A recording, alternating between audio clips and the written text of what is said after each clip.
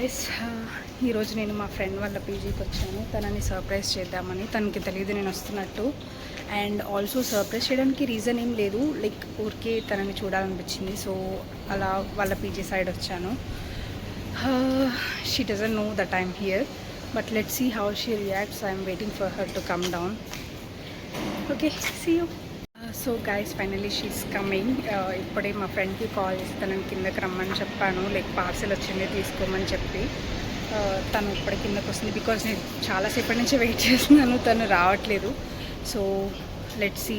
తననైతే రమ్మని చెప్పాను.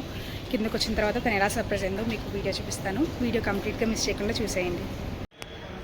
అదిగోండి గైస్, ఆ లిఫ్ట్ నుంచే తను వస్తుంది. Let's wait for her. అదిగోండి వచ్చేసింది.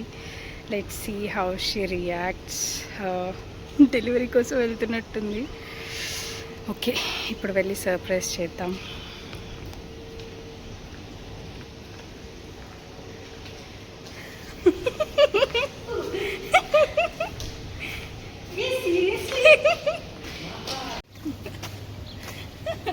ఏంటి సడన్గా షాక్లో నుంచి తేరుకోలేకపోతుంది గాయస్ దిస్ గర్ల్.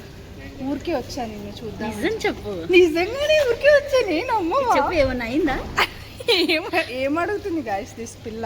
అంటే సడన్ గా రావు కదా, ఏంటి సడన్ గా? ఊరికే నేను చూడడానికి వచ్చి రావద్దా? ఎప్పుడైనా రావచ్చు. పార్సిల్ వెళ్ళి తీసుకున్నావా? ఏం పార్సల్? ఏంది, నువ్వేనా పార్సల్? నేనే పార్సల్.